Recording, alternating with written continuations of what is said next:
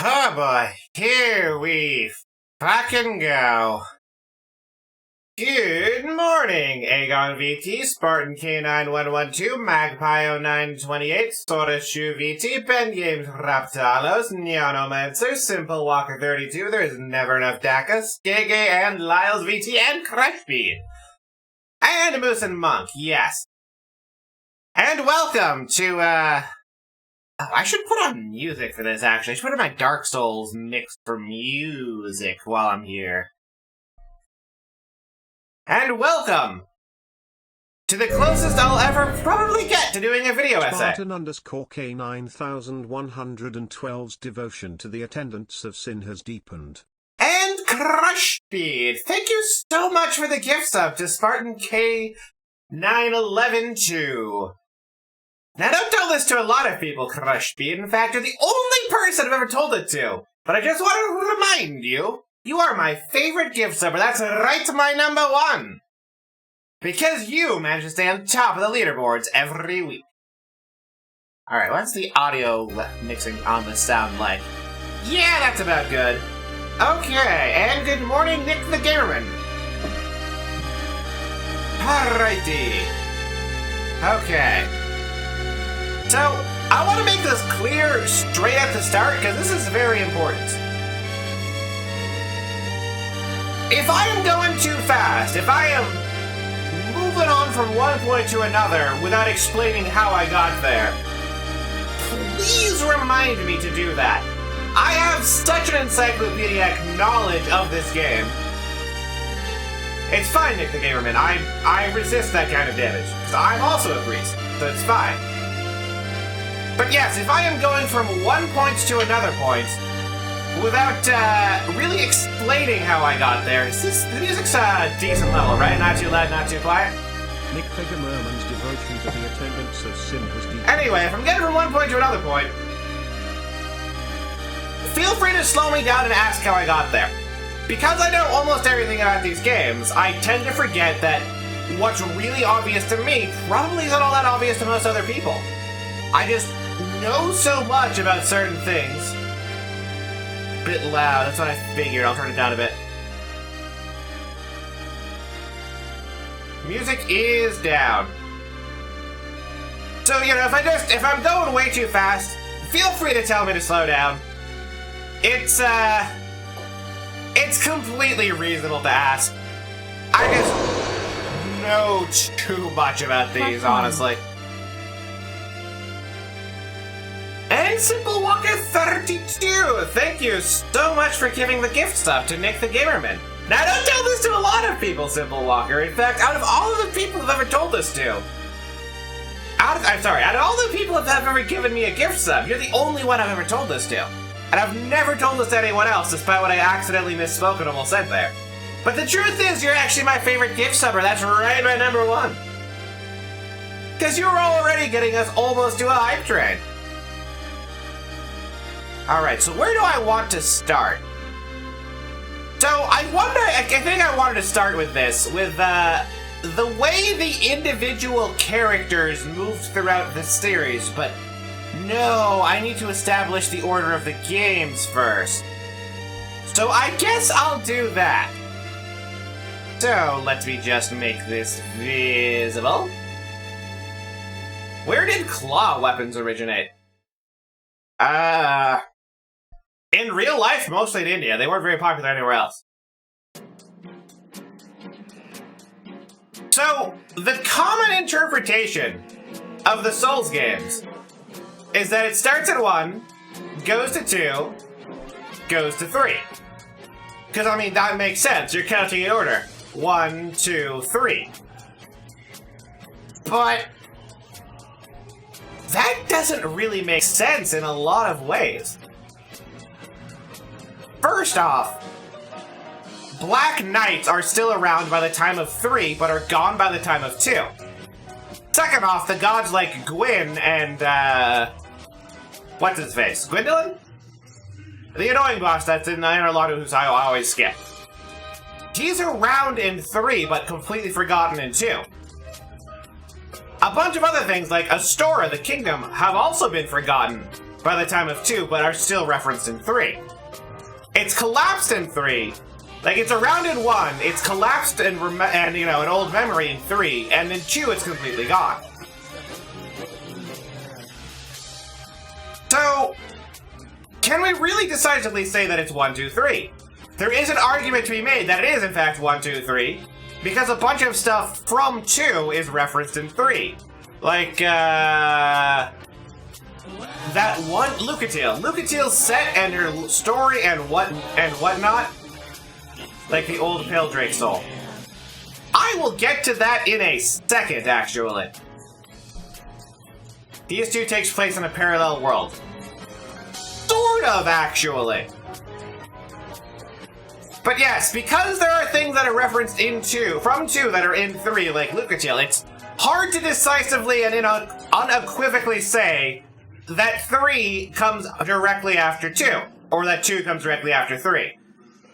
Personally, the most logical interpretation of things is that the directors didn't really give a shit, and most of Dark Souls lore is just people trying to make shit up and try to make coherent sense out of Miyazaki, who didn't give a fuck about the world building. But we're not gonna go with that explanation, because that would just that would be the end of the stream right there. The timeline is that Miyazaki didn't give a fuck. So instead, I'm going to propose this timeline. That it starts with 1, because both 2 and 3 reference things in 1. Almost everything in 1 that gets referenced in 3 is forgotten by the time of 2, though. Gwendolyn, the Warriors of Sunlight, Nameless King, Gwyn, all of that is almost gone by the time of 2. Stuff like the Ring of Favor as well. And there's a couple of really interesting things to support that aside from that. For instance, a lot of people don't know this, but if you go into the room, the Blue Cathedral boss room, where you fight Ornstein, or rather Old Dragon Slayer, if you take a look at those statues in that room, I wanted to take a screenshot of this, but I didn't have enough time to prepare that since I was working on other stuff. Those statues are of Gwyn, but they have an eagle head. Hey, Brainy the RPG cat. But if you look closer, they've got the Great Lord Greatsword, they've got his armor set, they've got him doing the same pose that he had in the Dark Souls 1 intro. But he has an eagle head, which would imply that the mythologizing of him has sort of gotten fucked up over the years. But, you know, in the time of Dark Souls 3, there's still actual normal statues of the guy. So unless you're going to tell me that somehow people forgot about Gwyn by the time of 2, if you want to go for the 1, 2, 3 theory, you would have to come up with a good reason for why people forgot about Gwyn and then remembered Gwyn. Which, maybe if you did Time Echoes theory, you could do something like that, but it doesn't make a whole lot of sense if you just go for the linear game sequence. Well, that's the thing, Boomgar. There's also canon endings that lead into one into another. And I will get to that in just a second. Both Brady the RPG cat. This diagram is just to start off about the stuff that's in the first 3 games. There is more than just these 3 games in the timeline, and I'll explain that as we get later on. But I've talked about this before whenever I played Dark Souls 2. Drangleic Castle in Dark Souls 2 is a 1-to-1 recreation, even down to the enemy placements, of a specific dungeon in Kingsfield for the Ancient City. As well as having a bunch of lore that specifically references Kingsfield. But I will get to that in a bit, because this is where things get interesting. My man is like Charlie tracking Pepe Sylvia. That's the thumbnail I used for this, yes. Alright.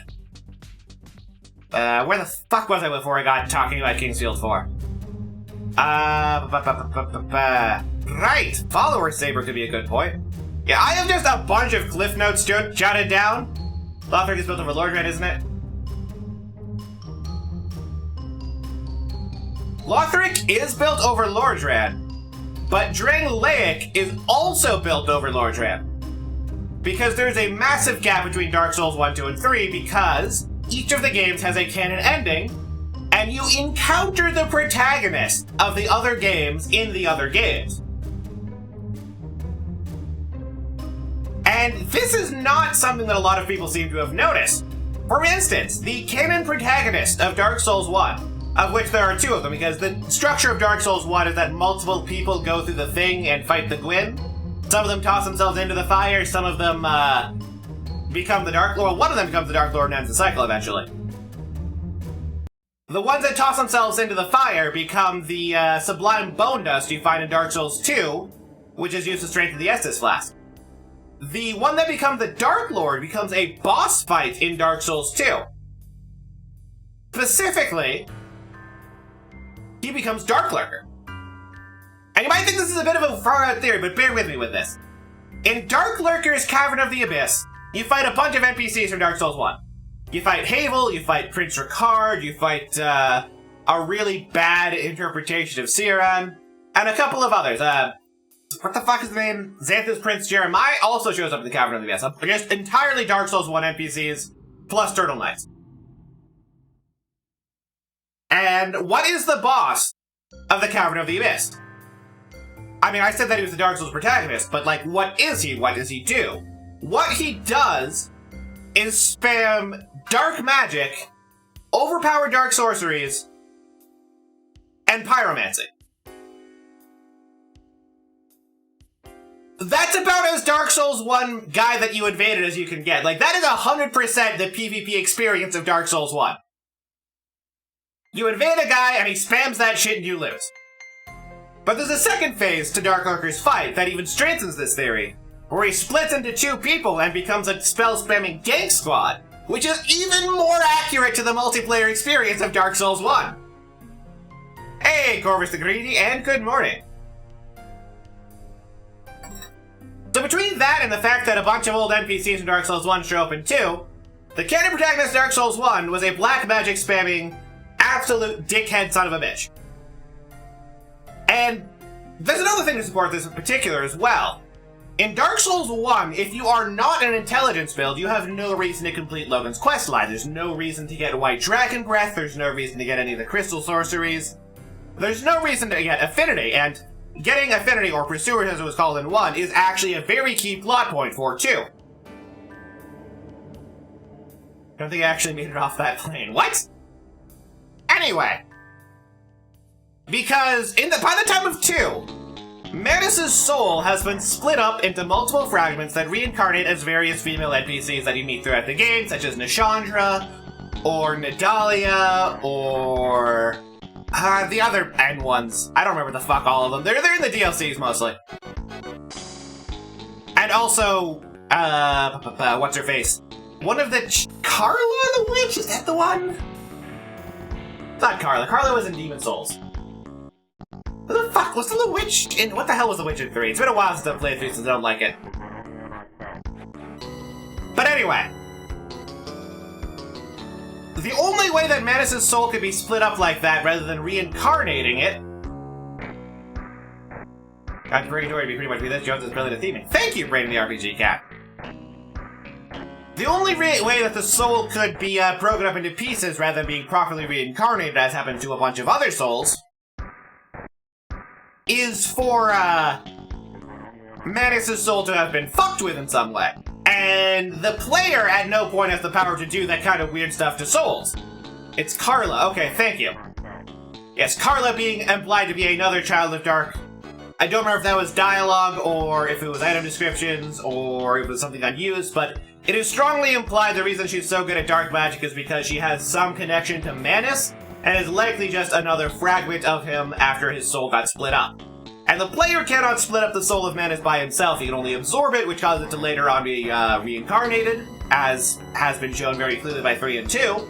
So for the Manus soul to be split up, it would have to be given to someone who has the power to do that, which is implied to be Snuggly the Crow from Dark Souls 1. Because you drop the Manus soul, and you get Affinity, which you get a magic that goes throughout the rest of the series. Is Manus the Furtive Pygmy? There is nothing to support that.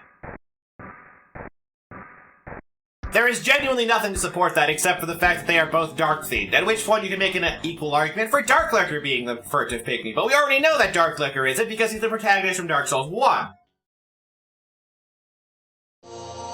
So, now that we've established what happened to the Manus Soul, which is important for the rest of the series and why things play out the way they do. Bonus the Manus the poorly realized satyr, yes. So who is the Furtive Pygmy? What does Gale absorb? Gale absorbs the Dark Soul, which is not Manus' soul. What is the protagonist of the Furtive? The protagonist is a descendant of the Furtive Pygmy. All humans are descended from the Furtive Pygmy, which is why they're so small in this world of, like, giants. Like, the reason Dark Wraiths and Black Knights and Silver Knights are so much taller than the protagonist is because they are not descended from the Pygmy. All of the player characters have ties to the Pygmy. All of the weird, big, tall monsters do not. Anyway, Gale absorbs the actual Dark Soul, which is not Manus' soul, because Manus' soul is just a soul that is full of dark. It's not the Dark Soul. It's not the primordial soul. And, God, where the fuck was I going with that? It's not the primordial soul. Gale absorbs the blood of the Dark Soul. He's just piling up lots of humanity because humanity is the Dark Soul. Or rather, humanity is fragments of the Dark Soul. Which ties into some theming with Dark Souls 2 later on, but I'll get to that in a bit.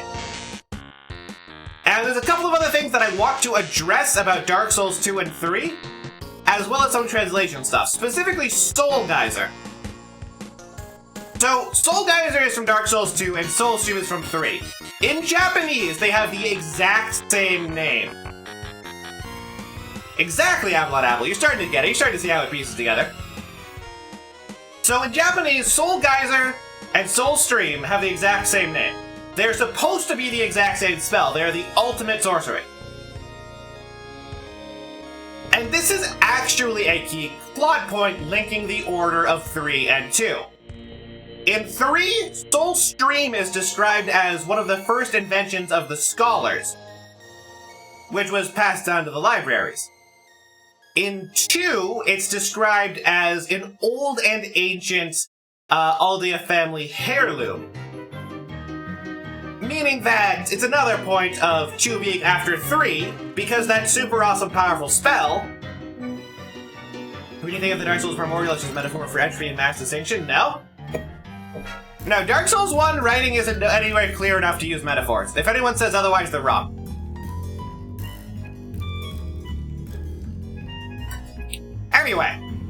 Anyway.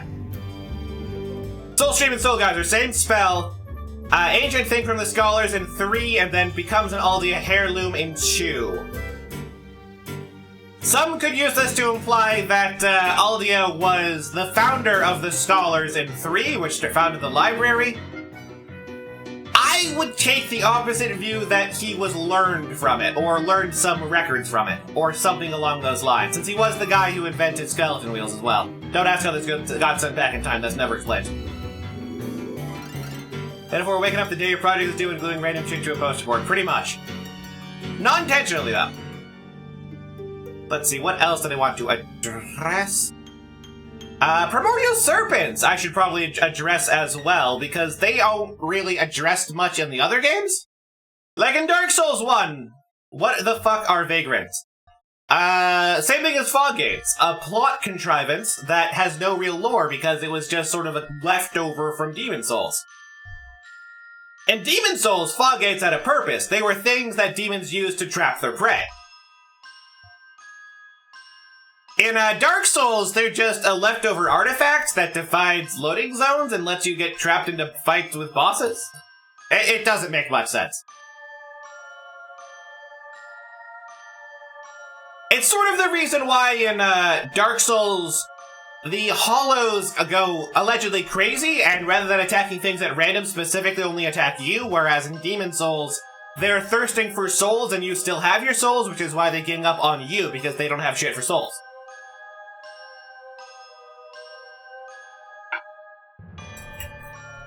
Anyway. Basilisk, Soul Geyser, Aldea family heirloom, Katarina. Ooh, Katarina is a good thing to talk about. So, Katarina is actually described pretty much the same way across all 3 games, which would imply that it survived all of this bullshit. Oh, I never forgot to finish talking about canon protagonists. So, canon protagonists from 2, so with 3 more so I want to read and see study sorceries, and besides the crystal sages and the weird ghost arms of the library. I mean, that's true?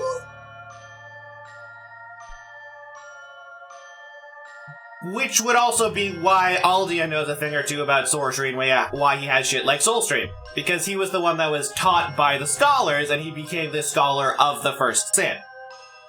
Title drop. Eat the poop, French. Man, I'm looking forward to finally playing that game again so I can do some stupid shit. I'm so glad I finally figured out how to dupe stuff. I actually looked it up. Anyway.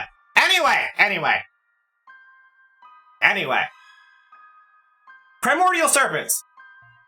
In 1, they're just some fucking guys that, like, tell you to do stuff and you listen, and then one of them wants you to not listen to Gwyn. And their conflict and what their deal is never particularly explained, and whenever you pick the Dark Lord route, they all serve you for some reason, and that's never elaborated on. But in 3, they're implied to have some sort of connection with the scholars. Because the Grand Library in 3 has statues of them. And I believe one of the item descriptions references them as, like, the statues being something closely related to the person who founded the archives, which then ties back into the thing that the canon protagonist of Dark Souls 1 is a magic-spewing, soul-spearing, dark magic-abusing dickhead. Like, that's just canon. The canon protagonist Dark Souls 1 is a spell-spamming dickhead that you hated invading and would absolutely gank you because he's a jerk. Which is why he went on to get involved in the Scholars for Dark Souls 3 and became Dark Lurker in 2. And in 2, there is even less reference to the Primordial Serpents because they seem to have completely vanished off the radar after 1. The only reference to the Primordial Serpents in 2 is on the Watch Dragon Parma, which is just a shield that depicts Cawthon Frams and boosts your item drop rate.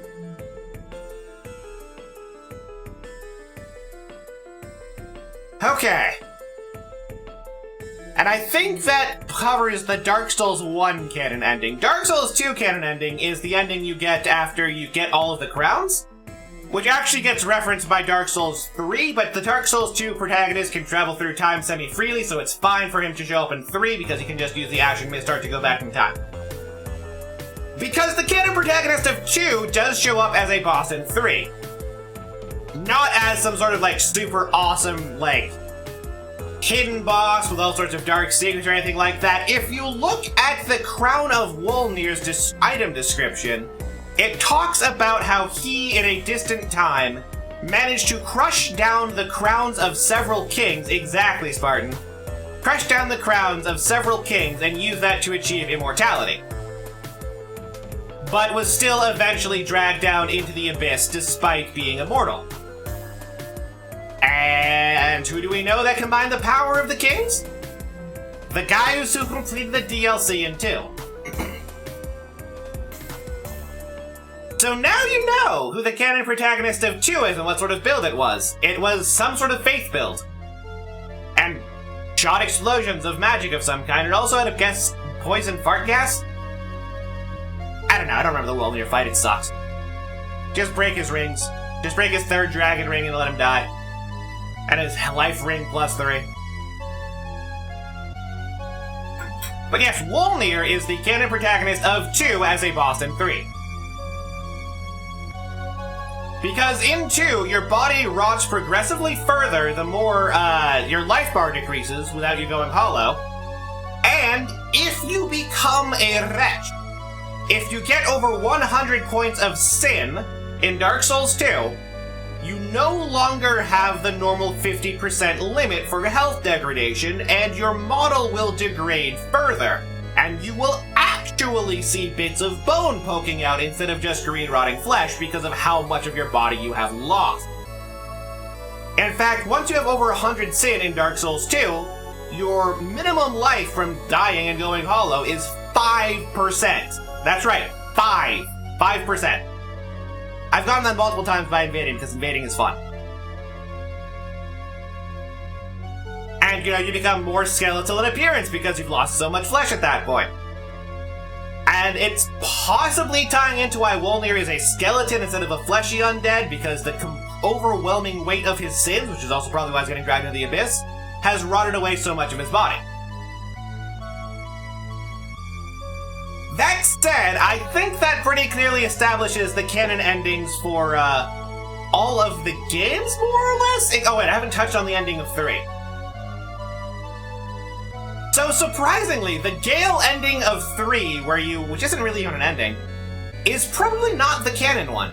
I mean, it happened. This'll tie in some lore later on, because you have the Painted Whirl of Ariandel and the Painted Whirl of Ariamis and Cool Mountain, but we'll get to that in a bit. Why is Wolnir so huge, then? Strength? Size is a metaphor for strength. The same reason Sif was a normal-sized wolf, and then as he absorbed souls and became more powerful, turned into a giant wolf. or same reason as Ornstein, when he absorbed Smo's souls, got giant as well. And same reason Mario, after eating a mushroom, gets really big as well. It's a metaphor for greater power. Yeah, or like how Gale buffed up. Exactly, his model changed in size. It's entirely possible that the size thing isn't real, but more of a external, how do I put this? A visual metaphor for the power of the individual, rather than an actual physical thing. But that gets into the kind of hard to quantify territory where you're just sort of wishy-washy, blah-da-dee-blah. And I don't like dealing with that kind of mealy-mouthed bullshit. When I make theories about stuff, I want to have the lore to be concrete and completely observable. Only fools game Dark Souls as metaphors. But exactly, Nick the Gamerman. I'm saying it might be a metaphor, but that I am not confident in saying that it is such a one. Because I am not a fool. Anyway, canon ending of 3 is the one where you, extinguish the flames with what's-her-face, the Shrine Maiden. The level-up waifu. And she comments in the distance that there are fires in the distance. Comments in the distance. Comments that in the distance there's fires. Absorb the darkness of the abyss, sort of like what Manus did. I mean, maybe, but that's again like Ornstein powering up off of Smo. Size is just a symbol for power more than anything. But yes, the canon ending is that you extinguish the flames with the Shrine Maiden, and you see embers in the distance of the first flame and the various souls that get reabsorbed. Because the cycles of fire and dark, you do comments in the distance from all the lore videos, it's fine. The cycles of fire and dark in each of the games, and I'm leaving this up here with only this space for now for a reason. You'll understand in a bit. The cycles from all the games imply that rather than just being, a cycle of fire and a cycle of dark, that the cycles of fire and dark are themselves trapped within another further cycle where eventually the fires go completely out and then spontaneously generate again and shit starts all over. And it is after that point of total reset of the cycles of fire and dark that we get to Dark Souls 2. 2 is not just, a week into the future like Dark Souls 3 is. It is so far into the future that is an entirely separate cycle where most of the gods have already been completely gone. Option for display power, get bigger, go SSJ with energy ores. Pretty much, yeah.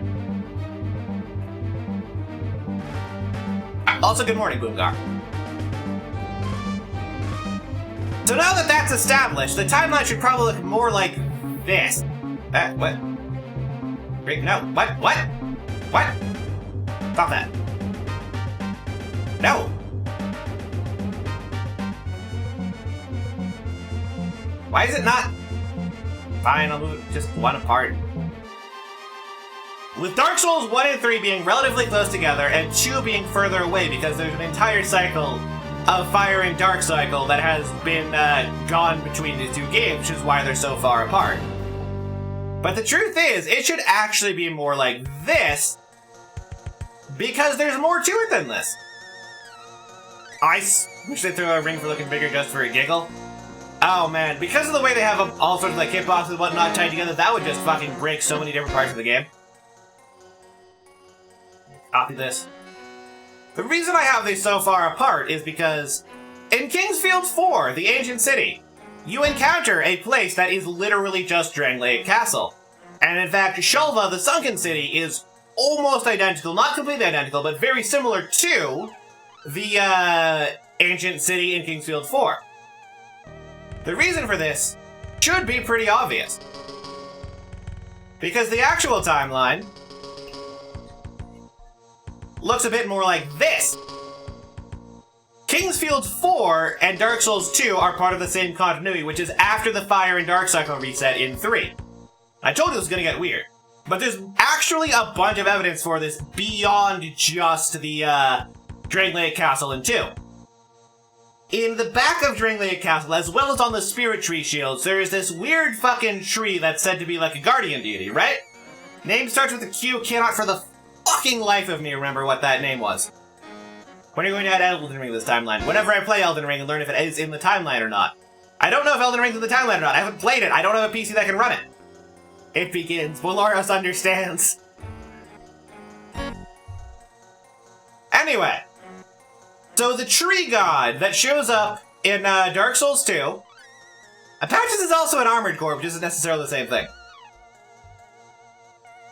Anyway, Kingsfield 4 has a tree god, and so does Dark Souls 2. They start with a Q in 2, I can't remember their name. You can find them on the name god ring, you can find them on the spirit tree shield, and you can find the shrine to them in Drangleic Castle. There is a god with an identical name and an identical domain in Kingsfield, the whole series. Implying, therefore, that actually Dark Souls 2 is just set sometime after Kingsfield 4. And that, in fact, the entire Kingsfield series... 1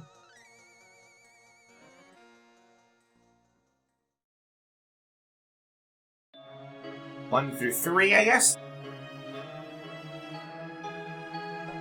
It is, in fact, canon to Dark Souls, but only after 3 when they introduce the, only after 3, basically. So it's Dark Souls 1, Dark Souls 2, Kingsfield 1 through 3 to 4 to 2. To Dark Souls 2, specifically. And there's actually more evidence of this than just, you know, the tree god, the dungeons are getting reused, and more importantly, there's also another important thing. Very important thing. Benhart. Benhart of Yugo. He uses the Blue Moon Greatsword? Which looks identical to the actual Moonlight Greatsword in the other games. But doesn't have the ability to shoot lasers for some reason, right? But in Kingsfield 1 and 3 and Kingsfield 4, where it has the same appearance, it could shoot lasers. So what's the deal with that? Well, it turns out in Kingsfield lore, the only person who can wield the Moonlight Greatsword and have it be at full power, and the Moonlight Greatsword is in Dark Souls 2, but it's not made properly. It has a very different form, and is generally kind of weird and unusual compared to the rest of the series. It's more like an imitation weapon.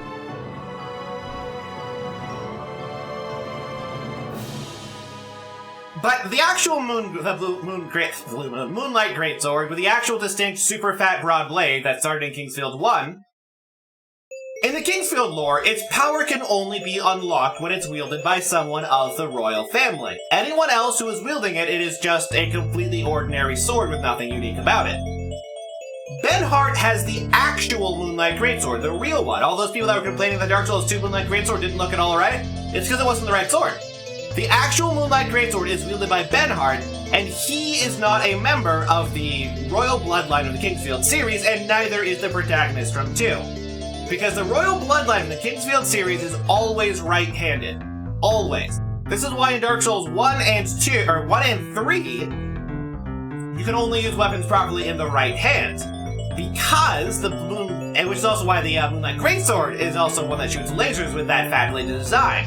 Because the main characters of 1 and 3 are actually the ancestors of the Kingsfield royal bloodline. And now you know. The protagonist of Dark Souls 3 founded the Kingsfield royal family that had the ability to use the Moonlight Greatsword.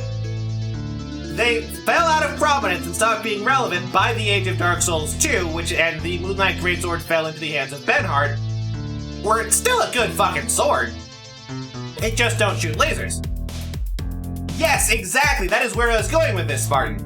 The protagonist in Dark Souls 2 is ambidextrous, which is not a trait of the royal family.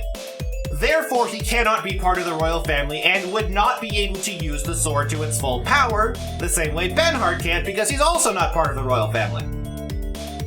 This is why you have to make a cheap imitation using a spider soul.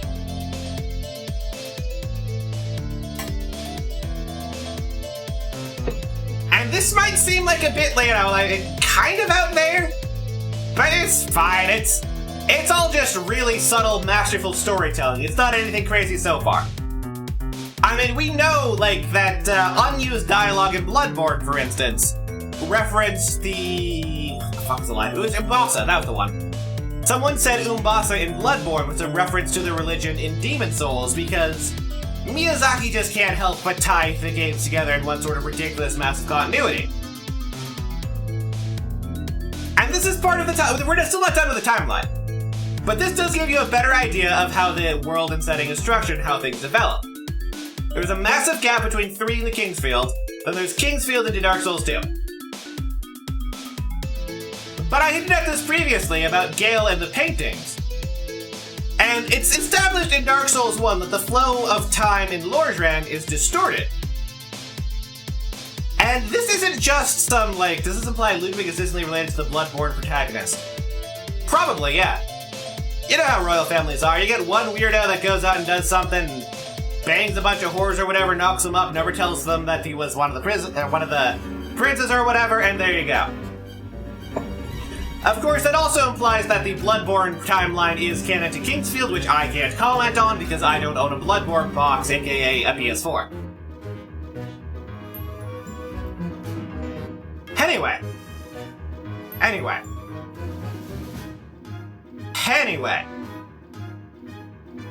This is one of the many examples, the Moonlight Greatsword thing. What about Demon Souls? In Demon Souls, it didn't shoot a laser.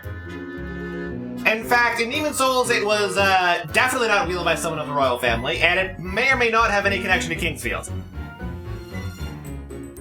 I don't see any overt connections between Demon Souls and the rest of the Souls games, aside from reusing gameplay mechanics like fog.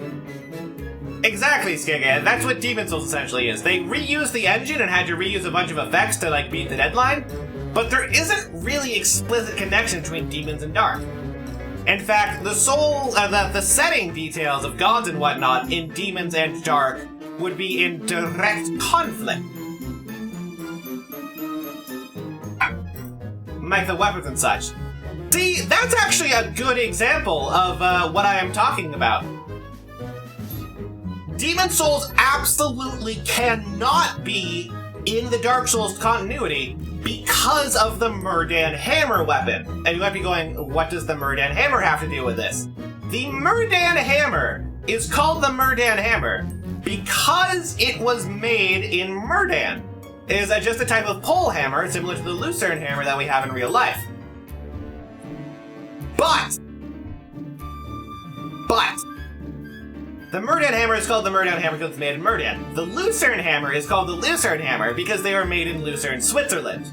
For them to be called that in Dark Souls rather than some sort of different name relative to some specific location implies that, in fact, Switzerland is canon to Dark Souls. Sometime in the timeline, possibly before, possibly after, I would assume before. So I'll be moving it. Come on. No, not that one. Come on, move it back. Can I go more left? I guess I'll have to leave it here then. So, yes, already we're starting to tie into some of the weirder stuff. But yes, Switzerland, absolutely 100% canon to Dark Souls. Because Lucerne is a town in Switzerland where the hammer, President Biden is Quinn. Probably not, but I'll get into that later.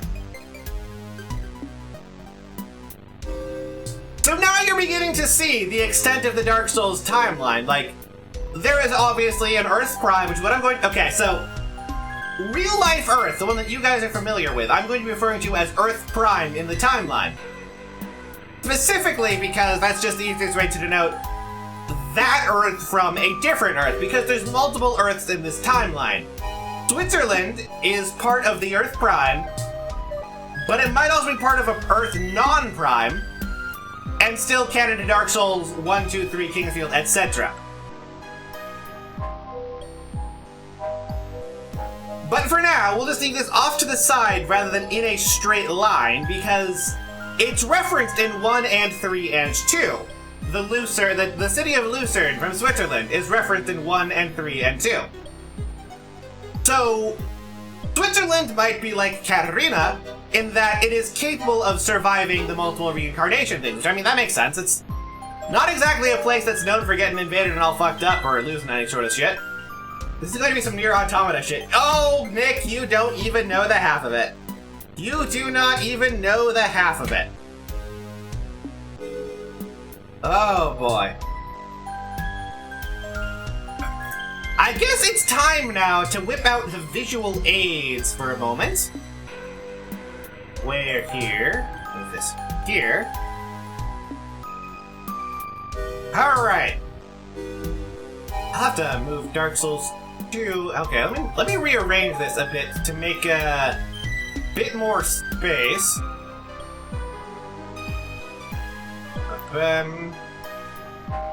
Alright. I need this extra space for what's going to happen next. So, Saturday on a weekday, right? Yeah, I would not have time on a weekday, honestly. And I don't think anyone else would either. So, we know that Switzerland is canon to Dark Souls 1, 3, and 2.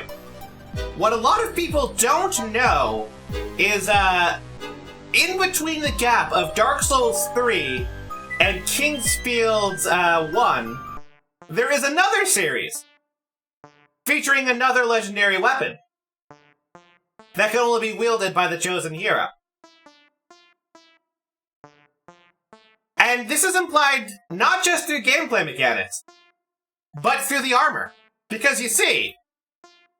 Come on, get in there. Because you see... The Drain Laic set from Dark Souls 2 is a almost one-to-one recreation of the Horsehead armor in Zelda 2. That's right. That's right. Dark Souls 2 and Kingsfield are part of the Hero Fails branch of the timeline of Ocarina of Time. Set far afterwards, after the Triforce has already lost most of its power and significance. In fact, you can even make Horsehead's weapon in Dark Souls 2. It's the Barbed Club. I'll shrink this down as a reference for later. Wouldn't it be Zelda 2? Yes, Zelda 2 is towards the end of the Hero Fails timeline. So we'll put this here. Zelda 2 Adventure of Link. Oh, it doesn't... Damn it. Fine. Goes there. Which is obviously the direct sequel to, Zelda 1. And for those of you who don't know this, let me to, Oh, shit, I should have downloaded this earlier. Hold on, let me go grab this real quick. Because there's another important thing. So Ganondorf causes the Dark Souls timeline. No! The villain from Skyward Sword does. Alrighty, let me save image. I forgot to save this when doing prep work. I knew there was something I was forgetting. Where there's... Oh, God damn it, WebP, I hate you. Can I just drag it?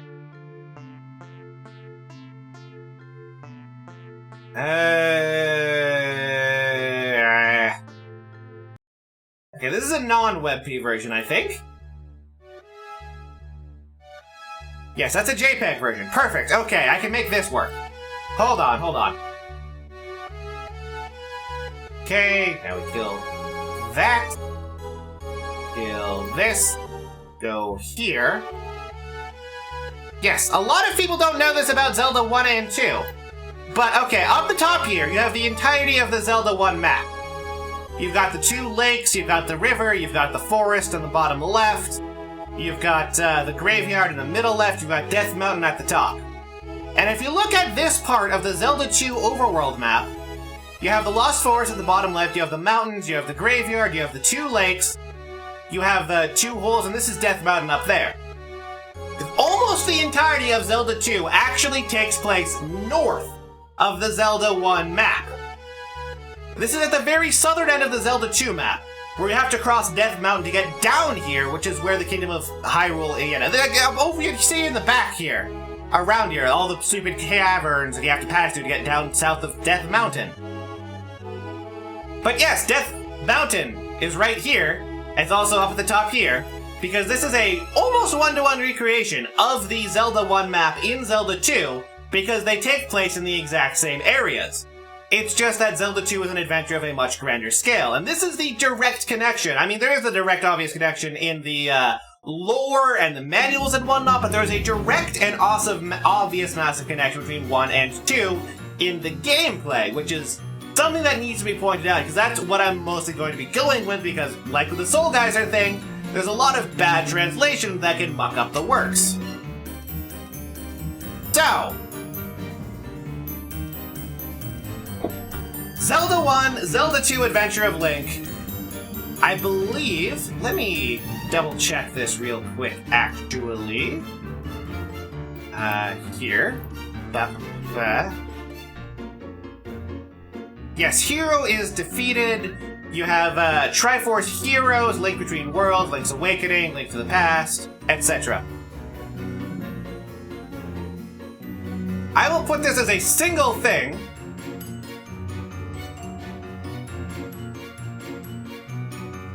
Hero is defeated, Decline of Hyrule.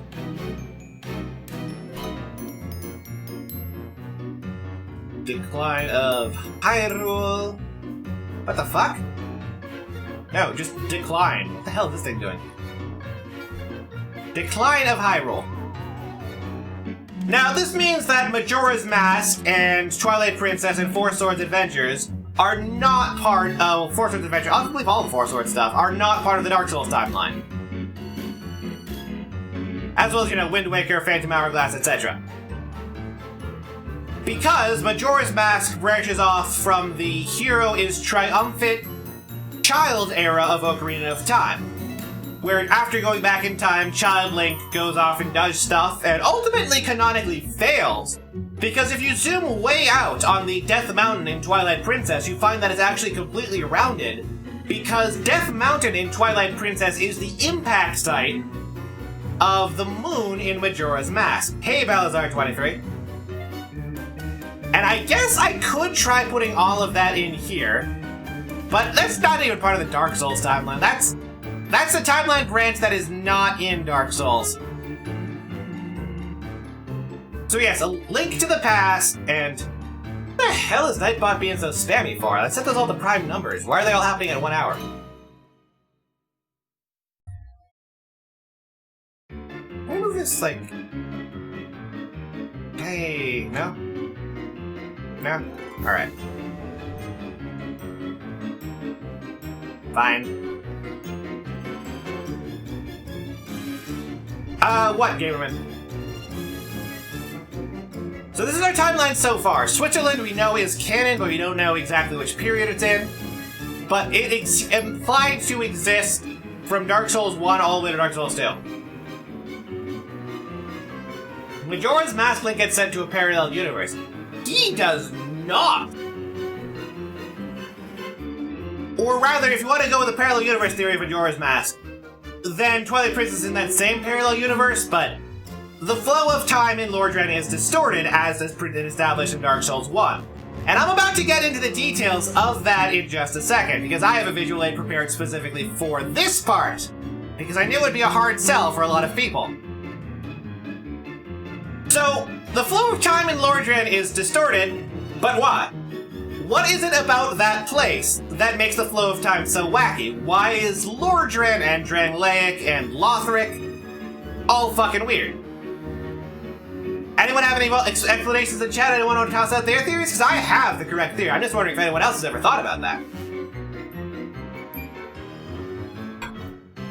Time distorted like in Clocktown? Not quite. So, aliens. Because the Ocarina of Time is blue?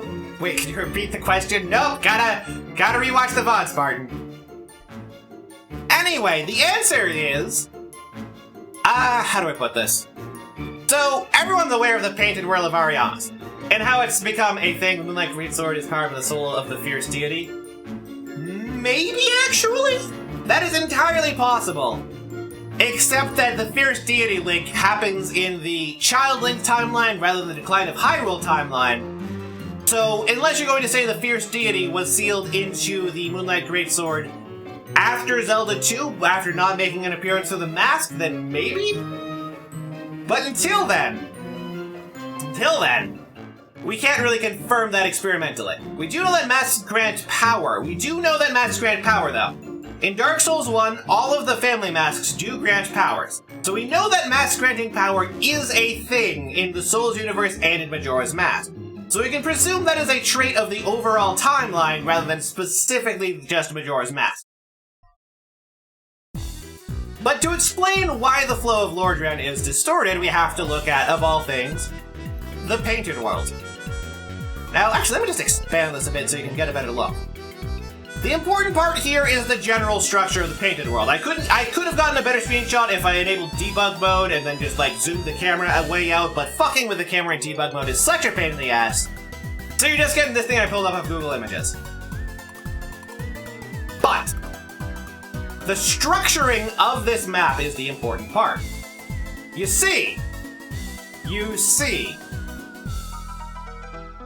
there is this general sort of downward slope on this place.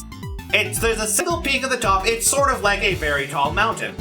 And it's hard to tell because of all of the trees here that I couldn't figure out a good way to remove. But if you did, you would notice that the general shape of the Painted World of Ariamis, which is also the Painted World of, whatever there was in 3, is essentially a mountaintop with a spiral leading downwards. That you get to from a painting. This is Death Mountain? No, Moose and Monk. No. What this is a different sort of mountain. Another place with a generally downward spiral shape and rope bridges that you get through a painting. That's right. The Painted World of Ariamis is simply the future of Cool Mountain from Mario 64. Now, we know that Mario 64 has to take place after Dark Souls 3 because the paintings were made with the blood of the Dark Soul, which is as established in the Gale part of Dark Souls 3. Now, you might think this is crazy and wild and out there, but there's actually a lot of evidence supporting this. More so than even the Zelda 2 stuff. But this is why the flow of time in Lordran is distorted, because it was built on top of Princess Peach's castle and is being affected by the castle's internal plexus. Essentially, the weird space distortions you encounter in Mario 64 are the same space-time distortions that you encounter in the Souls series that enable multiplayer. Relatively simple, but a lot of people won't accept this first off the bat, which is why I got a couple of visual aids for this. Most of which actually come from Dark Souls 2. So, let me just drag these even further ahead so I can explain what more games are here. We've already established Mario 64 happening in this timeline. So, this is gonna get crazy. You haven't seen shit yet, Moose and Monk. I told you that I could not prepare enough for this stream. So, we know that Lordran is built on top of the ruins of Princess Peach's castle after it fell in some unspecified point in the Mario. When's Kirby coming in? Later. But yes, Kirby will be in here eventually. So the question is, what about the other parts of Mario 64, but the Mario universe in general? Why aren't they showing up in the Souls games if it being built on the ruins of Princess Peach's castle is such a core important plot element, why aren't other Mario things showing up? And the answer is they actually are. Exhibit A, Ironclad Knights from Dark Souls 2. You can see the similarities between the advanced, like, they have the exact same types of boots, they have the exact same type of mitten gloves, they have the shells, they have a different helmet style, but they do also have the Hammer Bros hammer, because the old Ironclad Knights are actually golem versions of the armor Bowser armored the Koopa Troopas with in Paper Mario. Which is one of the many things that links Dark Souls with Mario, because there's another part of this. You see, You see, Iron Keep is where most of these enemies show up. I mean, I know they were loaned over here to the Forest of Fallen Giants after the Iron Keep, blah blah blah, internal politics, but these mostly show up in Iron Keep. And what is Iron Keep? It is a castle sitting in lava. Big story that with solid snake soldier outside a carving cycle communication to actually riot. Eventually, yes, Crush Speed, but one thing at a time there. You have to build up your case to get there. Do I have a picture of Iron Keep over here? I do not. So, but Iron Keep is a place filled with lava, tortoise guards, fire-breathing statues. In fact, speaking of fire-breathing statues, this is a good one right here. Is it S? Yes. Fire-breathing statues. Because it's built on the remains of Bowser's castle. The old Iron King is actually not a reincarnation of Bowser strictly, but someone who took over his domain and built upon it. I mean, you got the fire-breathing statues that are gray. You can't tell me for a second that this does not look almost identical. It's literally the statues from Super Mario World breathing their fireballs at you. It's completely the same.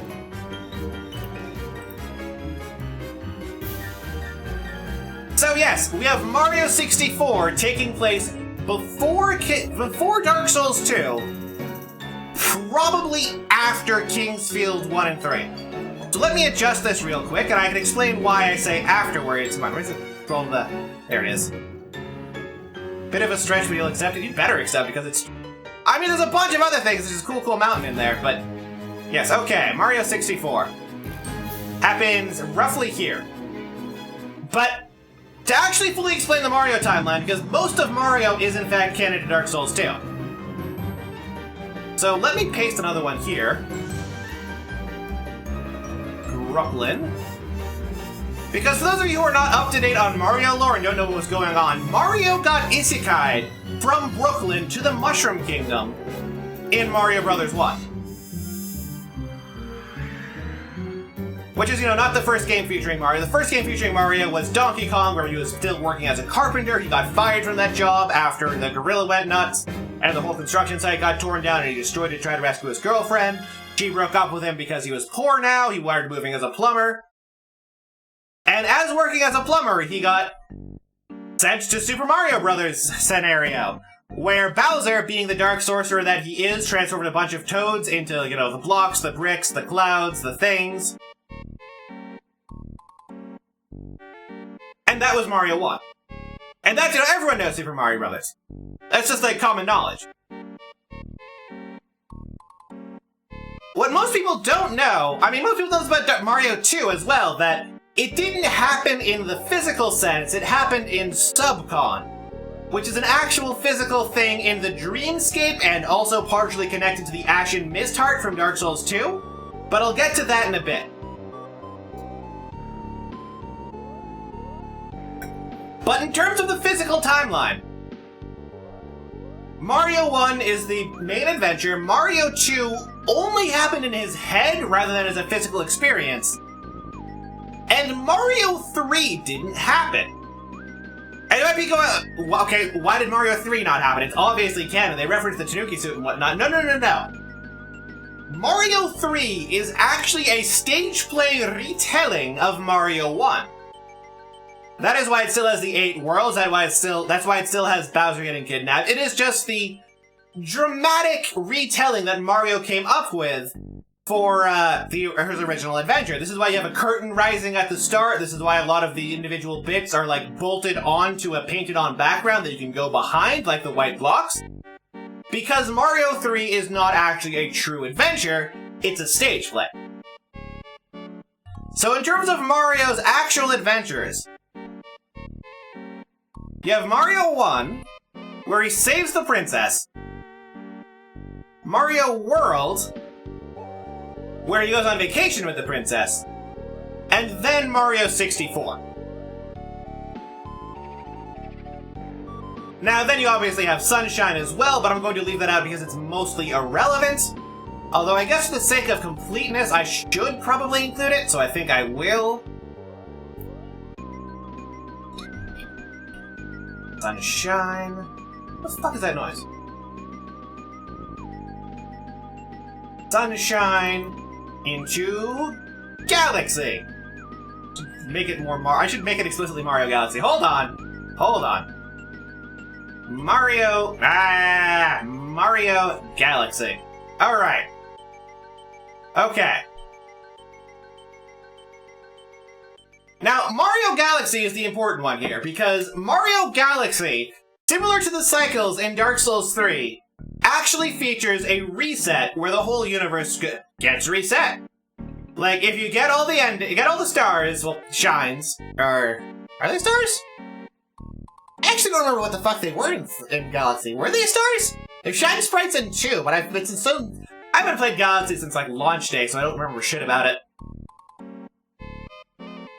Anyway, point is, they were stars. Okay, they were stars. If you collect all the stars, you 120, Rosalina resets the universe so that the Festival of the Stars goes off without a hitch. But that universe reset also has a number of other changes to the timeline. Because this is actually a branching timeline. 420, 69 stars. Pretty sure it's only 120. Could be wrong, though. Might be 150. Where Mario Galaxy has a universe reset. Is there a way to draw an arrow? No. Not conveniently. Can I just, like, delete this? No, Aegon! This is wisdom. Can I click online? Is this thing freezing up on me or something? Hello?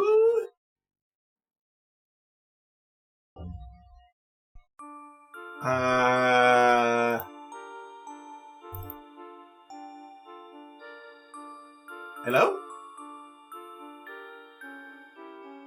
What? Think little highlight dark circles are for connecting? I mean, maybe. I'll just use this. Wait, no. If I delete that, and then do this...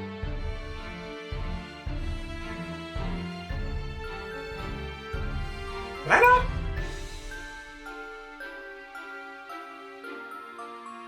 Can I extend that further?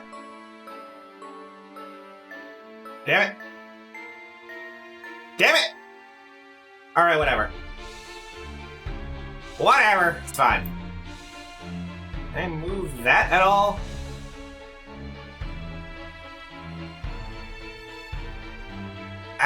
Let me make arrows happen. Fuck! Why do you fail me so often? Wait, I can click on... Why is none of this shit reacting properly? What the shit? Well, whatever, I'll add it in post. Point is, Mario Galaxy Universe Reset. The Universe Reset happens and, so the following DS lore gets the spec sitting the next gameplay. Yes. The Universe Reset leads to Mario 64 DS as well as all of the GBA remakes. GBA remakes of classics of all the Mario games. It should be like the other way around. Fuck it. Fuck it. And this, yes, greetings, Conga. You've gotten just to the part where things start getting a little bit wacky. Yeah, so the universe reset in Mario Galaxy led to Mario 64 DS as well as all of the GBA remakes of these games, which are all slightly different, which are in their own continuity, which is not canon to Dark Souls 2. So we'll mostly ignore this. We'll mostly ignore this. Because they're not super relevant. They're just not like, I mean, they're there, but it's not like the super important part.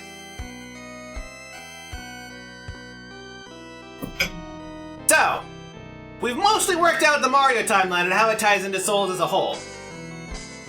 As well as the fact that Souls is part of the both Kingsfield's timeline, and the hero is defeated Decline of Hyrule timeline after Ocarina of Time.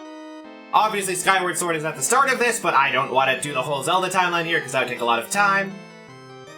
As well as both Brooklyn and Switzerland being canon. However, there is more stuff! There is more stuff. Branching off of Brooklyn, shockingly enough. So, if you played the early patches of Dark Souls 2, you knew how absolutely fucking broken Holy Water was. It worked on everything and just absolutely destroyed and did double damage to holotypes. This was a lore-accurate gameplay thing that they had to nerf for the sake of gameplay. It's similar to how in Scholar they changed the enemy layout in Drangleic so that it was no longer a one-to-one recreation of that specific dungeon from Kingsfield 4. They were sacrificing lore accuracy for the sake of gameplay, so I'll be writing off of the earlier versions because it's more true and faithful to the actual story being told here. Now, Holy Water. Holy Water damaging everything. That's not super common. It usually works on, like, evil stuff or undead or demons or whatever, but there are settings where that happens, but where does that connect to? How does that connect to stuff? Well, there's an easy way to look at that. It's the old whip in Dark Souls 2. It's an old leather whip that, for some reason, Nick the Gamerman gets it, deals double damage to undead. Because it is an ancient holy whip that it even calls us out in its item description. It's an ancient holy whip that, you know, is made of leather. This is the unupgraded form of the vampire killer in almost all of the Castlevania games. And unless it is wielded by someone from the Belmont bloodline, it will only be the leather whip and will never upgrade into the flail whip where each individual link is carved from the bones of saints. And just like how the protagonist in Dark Souls 2 is not a member of the Kingsfield royal bloodline, he is also not a Belmont. And the easiest way to map out this... God damn it, this stupid thing. Stop it, stop it. This is horrible. Oh my god, stop. You know, we can just do this then. It'll be clear enough. Okay, Wales is canon in Dark Souls. Because the fighting person... I mean, that's just a language thing. Most people have a British accent, so but we haven't had them specifically referenced. It could just be a different place with a similar Welsh accent. I'll move this up here to make it more clear. Now, Brooklyn is canon to Mario. Castlevania is canon to Dark Souls 2. You know what else is canon to Brooklyn? That's right. Not Mario 64. Bram Stoker's Dracula.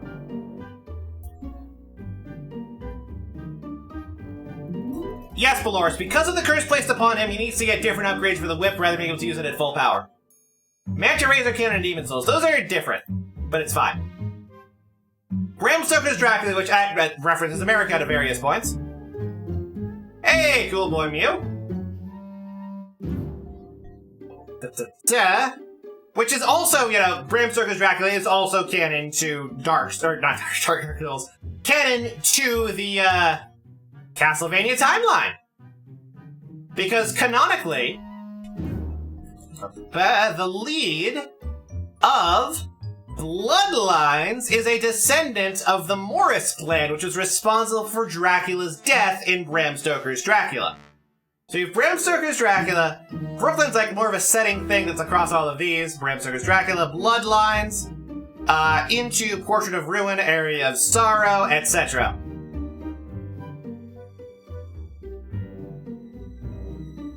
Sorrow games. Area Dawn of Sorrow? I guess it's Area. Area/Dawn of Sorrow. Okay. Now this will be important later. This will be very important later when I get to Adrian Gordon and his role in the Dark Souls universe. So, I told you this might actually have to get split up into two streams. So I still haven't even gotten to Kirby. And there's so much shit there. Okay. So this also establishes that Dark Souls 2 takes place some time period after Earth Prime. Because the whip does not get lost from the Belmont clan by the time of Area of Dawn of Sorrow. The disappearance of the Belmont clan happens, after Rondo of Blood and Symphony of the Night. But this is not the time period in which Dark Souls 2 takes place in. But let me add more of this. Lament of Innocence through Order of Ecclesia. Because that is just... I don't want to write down all of it. It's Lament of Innocence in 1094 AD, Castlevania 3, Curse of Darkness, Castlevania the Adventure, Belmont's Revenge, Castlevania 4, Castlevania 2, Harmony of Blood, Rondo of Blood, Symphony of the Night, Order of Ecclesia. Those are all the games that I'm including that one bubble. It's just a very linear straight line, which is not super relevant to the Dark Souls timeline, aside from the fact that they're all canon to it, and I just don't feel like writing them all the fuck out. Okay. Alright. So, with that established,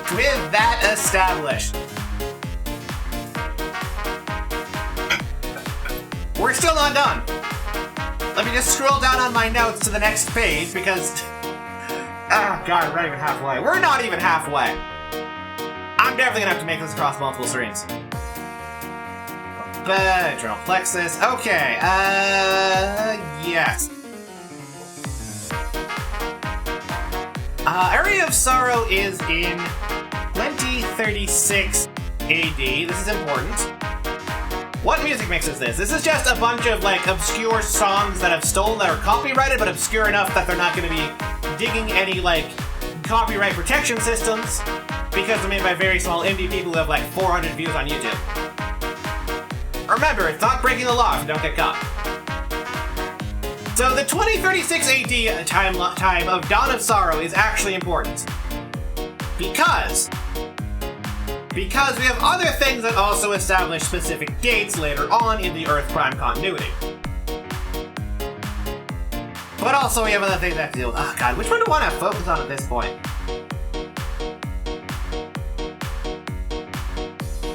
I've already established that the Mario 64 paintings were made using the blood of the Dark Soul.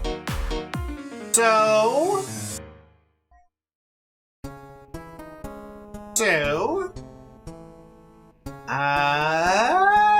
brain power. Okay, yeah, you know what?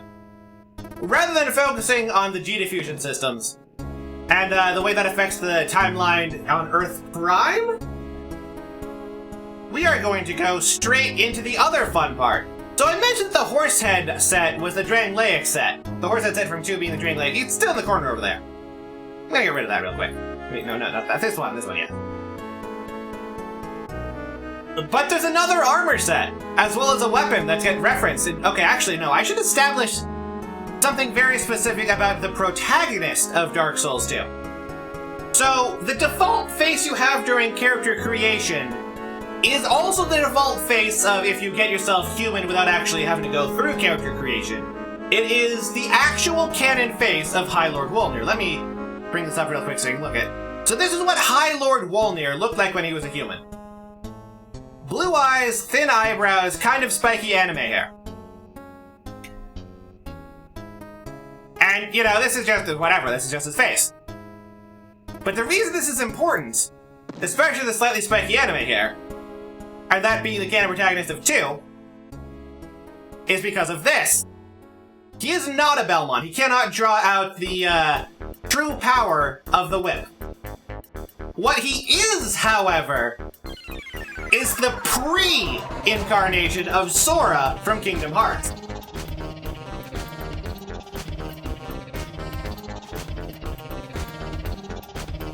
Dark Souls 2 has already established that, in fact, souls reincarnate and they go through the same karmic cycles virtually every time. This is why, say, the soul of the dead one ultimately created a golem of zombies rather than of skeletons when it became the Rotten rather than Nito, because they generally take roughly the same form based on the soul. And this Canon Spiky anime here of Wolnir is like, even has the one big spike. It's less anime, obviously, but it has the exact same general shape as Sora's hair, and more importantly, there is a Keyblade in Dark Souls 2. Yes, there is a Keyblade in Dark Souls 2. You've even got a set that looks very similar to his that was unused and patched out in later parts of the game. But there is a Keyblade wielder set. Where is the Keyblade? It's in the hand right now. It's kind of hard to see because I took a picture of Majula and it's mostly yellow, but it's the key to the embedded that gets dropped by the frog. So with that established, specifically the term pre-incarnation is something that I want to focus on here. Because this would imply that the entire Sora saga happens after Dark Souls 2, which is the only real way. I told you it was a Keyblade! What? You think I don't know what the fuck I'm talking about? You think I'm just making shit up? You think I'm just pulling shit out of my ass? No, this is the actual canon Dark Souls timeline. There is actually a Keyblade in Dark Souls 2. The canon protagonist looks like Sora, even has the blue eyes, the same spiky hair, but he looks more than anything like Roxas. Or, God, what was it, Ventus? Yes, Ventus. Ventus who's in it with the Roxas. Matt as we... No, this is fine. This is fine, everything's fine. Okay, I'm not more than anyone, I'm still me. So we have established that the Sora saga takes place after Dark Souls 2, but for a Keyblade to happen by the time of Dark Souls 2, we would need to have had the Kingdom Hearts mobile game. What the hell was that called? Hold on, let me look this up. No, not that one.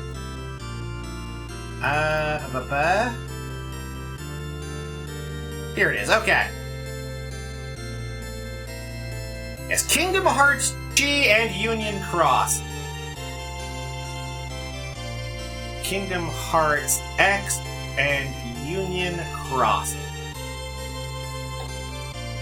No, it's fine. Don't focus on my desktop. Focus on this. So, Kingdom Hearts G and Union Cross are tied into the invention and mass production of Keyblades and the eventual Keyblade War. Which means that this had to have happened before Dark Souls 2 for Dark Souls 2 to have a Keyblade. Very simple, relatively straightforward.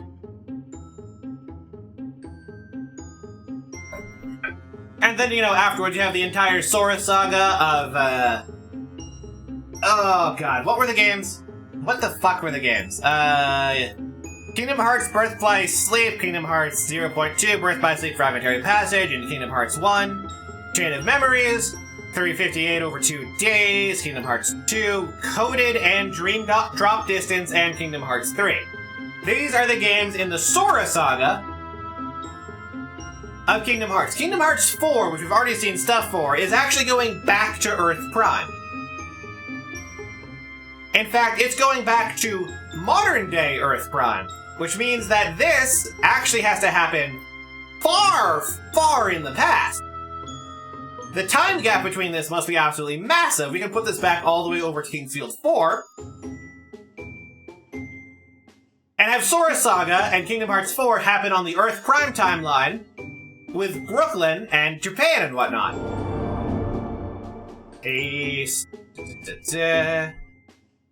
Kingdom Hearts 4. Japan is canon to Dark Souls, yes. So is, what's this over here, make it more clear. So is, Switzerland, as we established quite a while ago. Yes, all the way back here, Switzerland is established as canon. And Treebaker, thank you so much for the follow. Now, I don't tell this to a lot of people, Treebaker. In fact, out of all the people who have ever followed me, the only person I've ever told this to, but the truth is you're actually my favorite follower. That's what I have my number one. Because I'm a big fan of trees and baked goods. Alright. So we know that Kingdom Hearts 4 takes place in near modern Japan, and that area in Dawn of Sorrow takes place at the same time. So Kingdom Hearts 4 and Area and Dawn of Sorrow are very close to each other.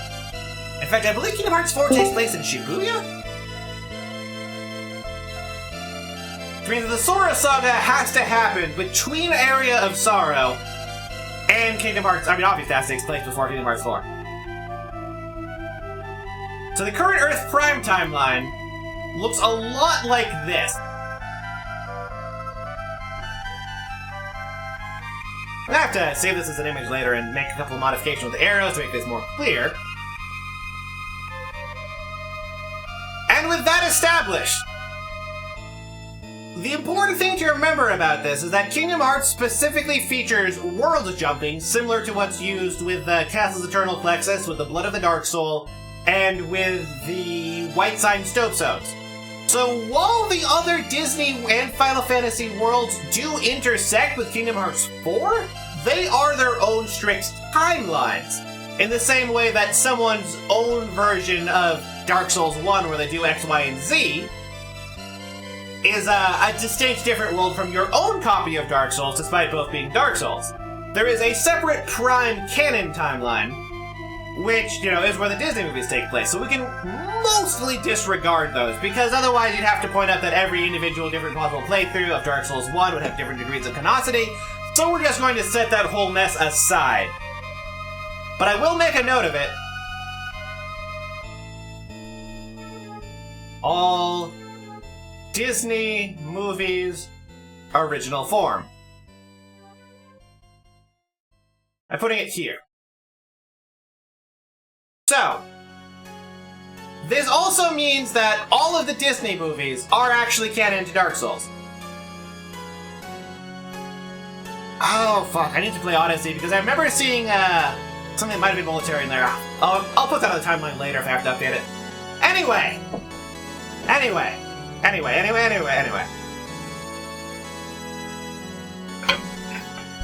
So, we've established that there is an Earth Prime with Switzerland and Brooklyn that Mario came from that also has an impact on the Souls universe. And in the distance after this Earth Prime timeline, after Dark Souls 2, there is still more stuff.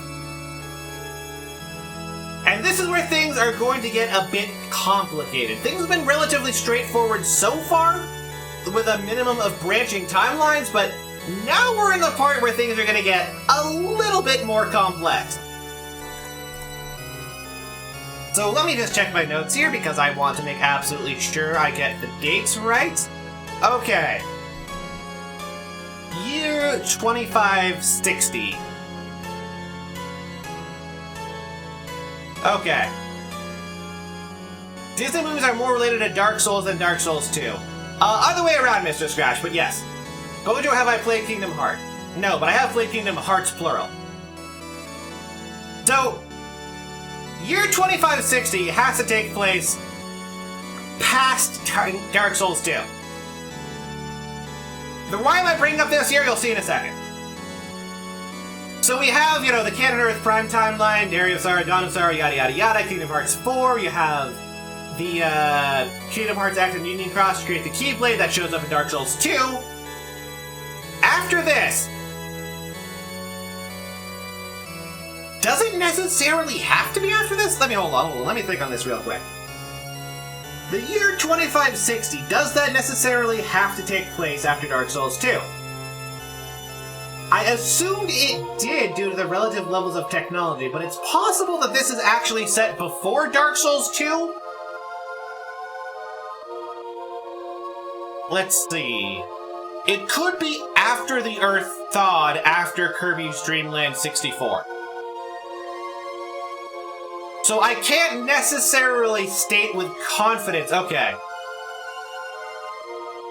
On the other hand, technology in 2 has kind of fallen back a fair bit. You know what, I'm gonna go with this order. This is probably more accurate. So the reason I'm bringing up the year 2560 in the G is because of the G-diffuser technology that's getting invented around this period. So this is the year F-Zero X takes place in the Earth Prime timeline, which is, connected to Kingdom Hearts 4, because it's also shared with Earth Prime. At this point in the timeline, Earth is still habitable. People can still visit it. It's still totally fine. Wait, hold on. Trying to structure this argument in my head. Give me a second. Okay. Earth Prime goes to there, Kirby from there. Right! Now I remember where I need to go next. So, I actually forgot something. In between King's... Oh, fuck off. What is this? Get out of here, you. Try to select a bunch of things. But, need to move all of these forwards a bit. Because I forgot two very important things here. First off, the Triforce. The Triforce from Zelda starts diminishing in power after Zelda 2. It's not even a thing that grants any wish, it's just a thing that is strong enough to let people to conquer Hyrule. And after it has diminished even more, it shows up as a treasure. When it no longer has even magical power, that is mostly just an important historical artifact, shows up as a treasure in Kirby's Superstar. Specifically in Great Cave Offensive. And you might think it a bit strange. Why is this a bit strange? Why the fuck is this thing not doing anything that I wanted to do? What the hell? Is my keyboard dead or something? What? What? Keyboard. There we go. In Kirby Superstar, because the Triforce shows up after Zelda 2 in Kirby Superstar. Where it's been diminished to the point that it's not particularly relevant. And you might think, oh, this is where it's going to fit in the entire Kirby timeline. No! The truth is, Kirby is actually, like, ridiculously fucking old. So I put this here. Kirby Superstar happens before King's Fields, but after Zelda 2. And now going back, okay, so Popstar itself is a hyperdense, very oddly shaped planet that has things orbiting around it. Like, it has the sun and the moon orbiting around it. Sun and moon. It is heavier and denser than a star, despite not being a literal physical burning star itself. Kirby is an old god, we know this. Okay, so you're mostly on the same page for that, and I can skip a couple of things. Which item in the Great Cave? The Triforce. Which means that Kirby Superstar has to happen after the adventure of Link, when the Triforce and Hyrule has diminished in prominence and power. So, the reason this is important, because I mean, you could have Kirby Dreamland 1 and 2 here. Like, we can just have them anywhere around here. They don't have any specific date that ties them into relative points, just that they are prior to Superstar, because it establishes in Superstar that the Halberd, Meta Knight's ship, was something that he acquired after Kirby's adventure. Which, we're not gonna worry about this for a second. And also adventure, I guess. Hold on. And adventure. Okay. This all happens some ambiguous time prior to Superstar, where he gets the Triforce and sells the Triforce. Following along on the Kirby timeline, you have all of this shit going down, all of Kingdom Hearts, all of Castlevania, most of the Mario setting, all the way into the year 2560, where we have Kirby Dreamland 3. Because, like I alluded to, Kirby is ridiculously fucking old. Kirby's Dreamland 3 has to take place, not specifically in the year 2560, probably about 20 years after that, maybe around the, God, what the fuck was that thing called? There was that crappy series that nobody liked of F-Zero that was set, like, 25 years after the main thing, and you play as there. Can I start over from the beginning? No, there's a VOD for that. I'll do a recap stream, probably after I've done 2 or 3 streams of trying to... Oh, this timeline is so complicated. Okay. GP Legend, right. Thank you, that's the one I was thinking of. GP Legend. I don't know, just get me out of there. Kirby's Dream Land 3, GP Legend. Maybe, no, it might have been Maximum Impact, you're right. GP Legend was the anime, wasn't it? Legend. Can I just, like, stretch this, like, way south? Yeah, I should do that instead. That'll be marginally clearer. Marginally.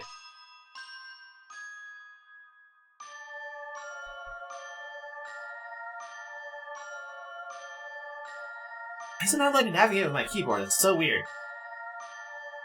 Take us Maximum Impact, though. Maximum Impact. Lilac Wars. No. Metroid 1. Maximum Velocity. Okay, thank you. Maximum Velocity? Okay. Lilac Wars, Metroid 1. Is that all of them? And Kirby's Dream Land 3. I should add, like, a gap between these so it's more clear. So, all of these take place roughly around the year 2585. This is a way better time period for it.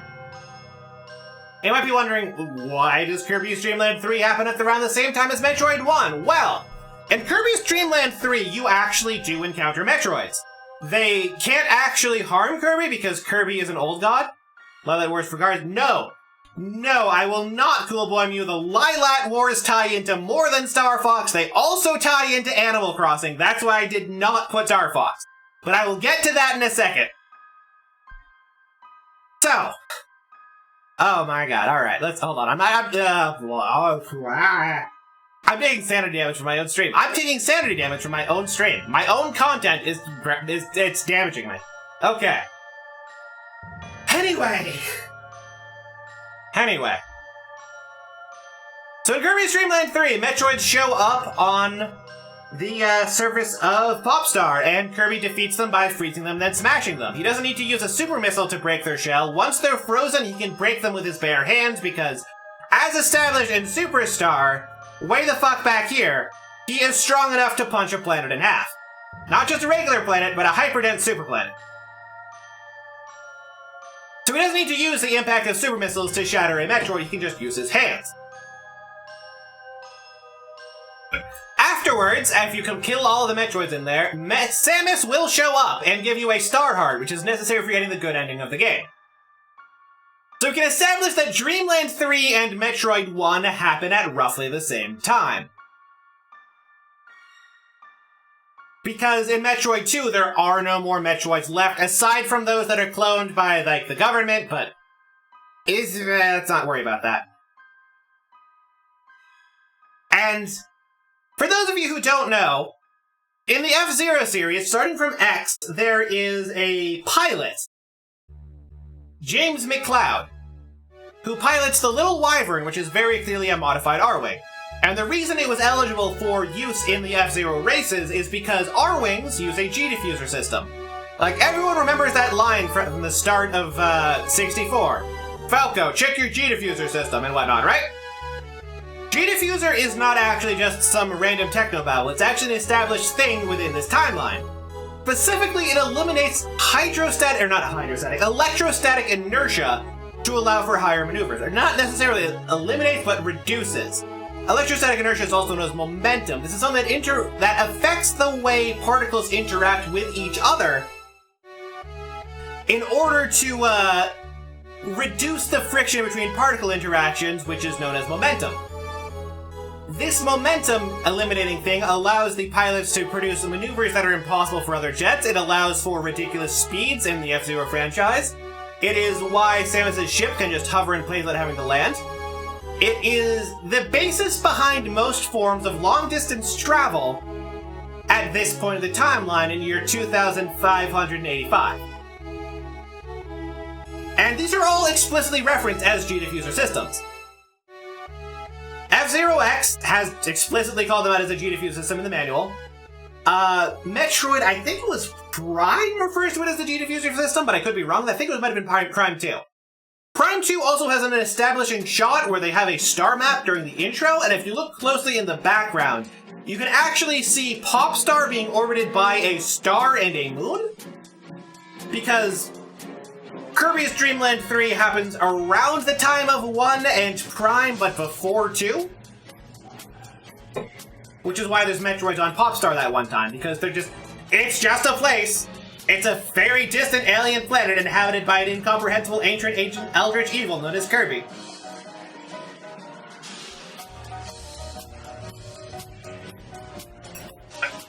I need to make this taller. I really need to make this taller, because now that I'm in this complicated part. Fusion is a fun mystical physics. Exactly.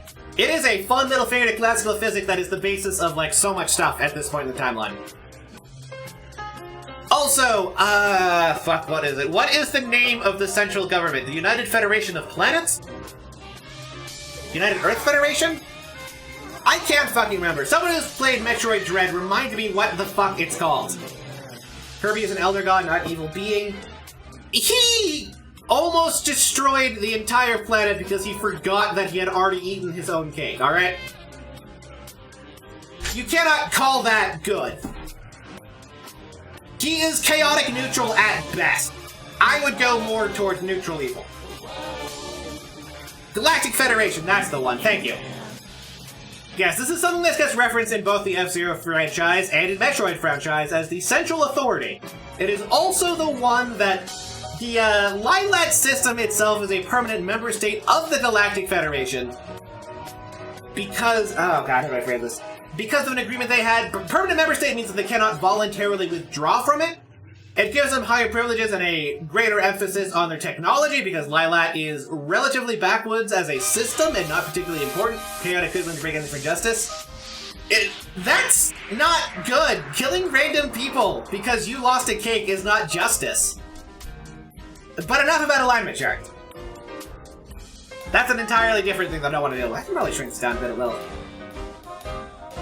Okay. Whew. Alright, I'm definitely gonna have to continue this at some other point. Anyway, the Lilat Wars. No, not the Lilat Wars, so I don't need to worry about that too much. Did was a good guess. Though, I mean, it was, but it wasn't. So, okay. One of the most important bits that a lot of people overlook in, not Dark Souls, in F-Zero X specifically, is a pilot named Leon. He is, I believe, 12 years old. A dude with, like, a cat head. His home planet... I'm gonna have to make more notes of this and do this some other time. But the gist of it is that his home planet is being devastated as part of an invading force, and that he was sent over to F-Zero to try to win enough money in order to establish orphanages and rebuild his planet. And the rebuilding of this planet is the Animal Crossing planet. Like, those weird little towns with Tom Notes and whatnot, that is part of his concentrated efforts to make his planet recover after almost everyone was orphaned from a massive interplanetary war. So, Animal Crossing forks off from this part. It takes place after 2585. The Lilat Wars are mostly unrelated to the Animal Crossing stuff, which all are just... It's all continuity. It's all pretty much just all contiguous on the exact same planet. There's also why there's multiple Tom Nooks, but let's not get into that. They're genetically engineered. Too bad the machinist tracks. Yeah, it's so bad. How do the Zelda timelines fit in? That was something that I established ages ago. But the gist of it is that Zelda 2 is just before Dark Souls 2. Okay, so we've got Metroid, that doesn't really go anywhere. We've got Kirby's Dream Land 3, which does go somewhere after this. We've got the F-Zero franchise, which I can expand in more detail later. Whew, okay. What the fuck's going on over here? What's in this arrow?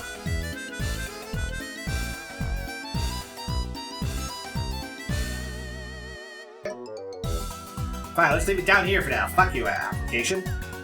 Or website, I suppose. Okay. So we got Kirby's Story Store, genetically engineered Tom Lux. This is premium content, yes. Yes, they are genetically engineered as part of the fundraising attempts from Leon in F-Zero AX and GX and X to get enough money together to reestablish his own planet after it was devastated. Like, you can find all of this in the F-Zero GX interviews, which requires beating it on very hard. I will have more notes on that next time, and I am going to have to do another stream on this. Anyway, Kirby Superstar, massive gap, Dreamland 3, massive gap.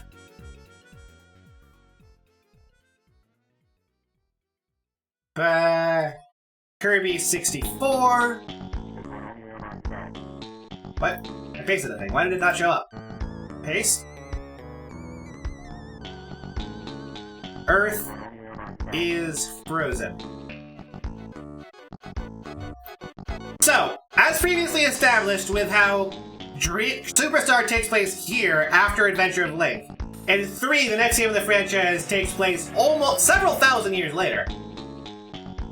Kirby 64 also takes place, which is the next game after 3, takes place in unidentified but absolutely tremendous amount of time later, which is probably almost definitely after Dark Souls 2. Because in Kirby 64, Shiverstar is Earth. Shiverstar is Earth. It is 100% Earth. It is a frozen planet with a map that 1-to-1 matches modern Earth. Plus minus some continental drift. This is why it has those weird underground abandoned factory things pumping out genetically modified animals. Because it is Earth after it has lost most of its ability to sustain and inhabit life.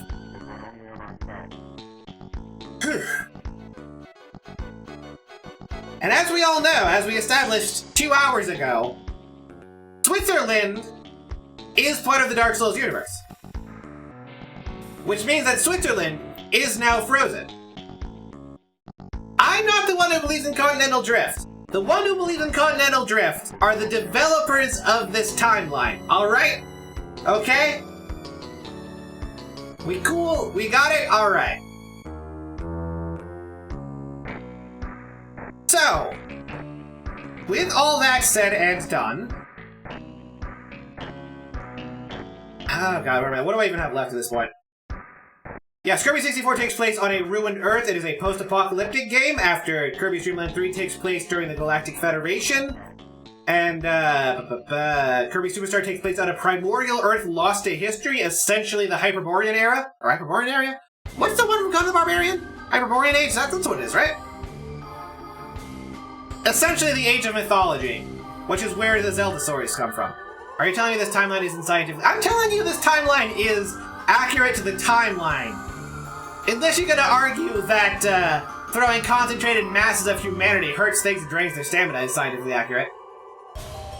A hero's view timeline. How is Toon Link in Animal Crossing when that game is on the Ganon and scene? How is Toon Link is Toon Link in what?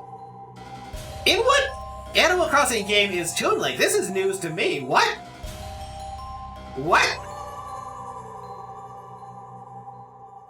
You're gonna have to run that by me again, Hardcore X Hunter. They have a painting of Toon Link. I see. Okay, interesting. That would be in the Adult Link timeline, though. Although that could just be a, Oh, it's an Earth Prime thing. I get it now. Yes, they also have R-Wings in Animal Crossing, which is, and certain characters will comment on them in one of the games and describe the Lilat Wars from that. Conan was in the Hyperborean era after Legends of the Quit.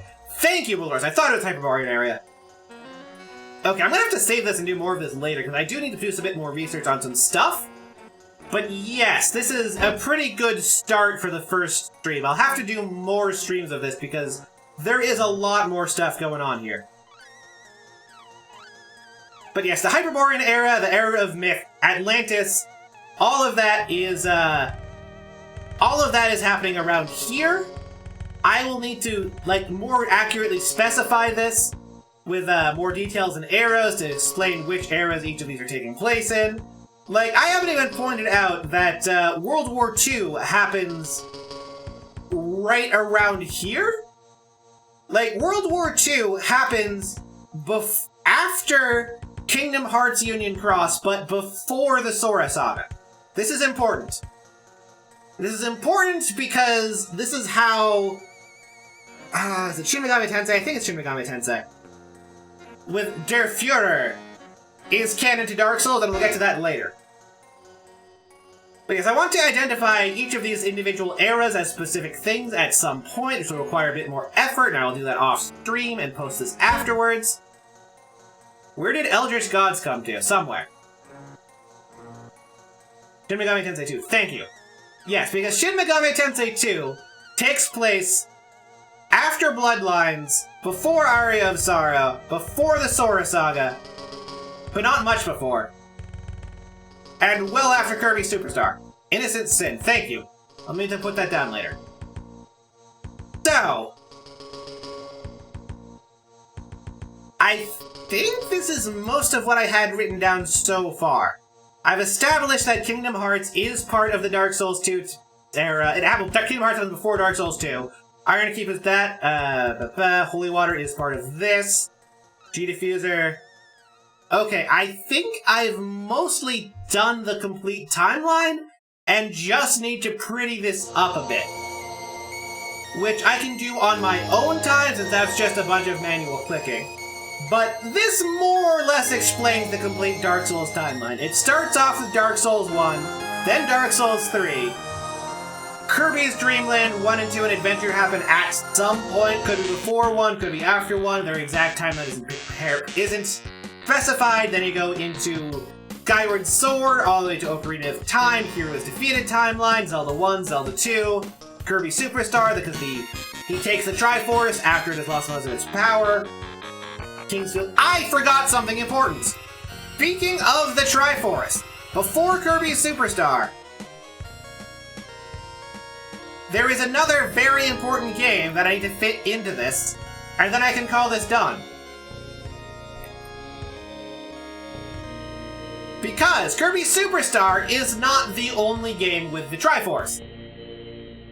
The Triforce has dramatically weakened in Soliana, which is built on the ruins of Hyrule in the age of Sonic 06, which retcons itself out of continuity and is not contiguous with any other part of the Sonic timeline.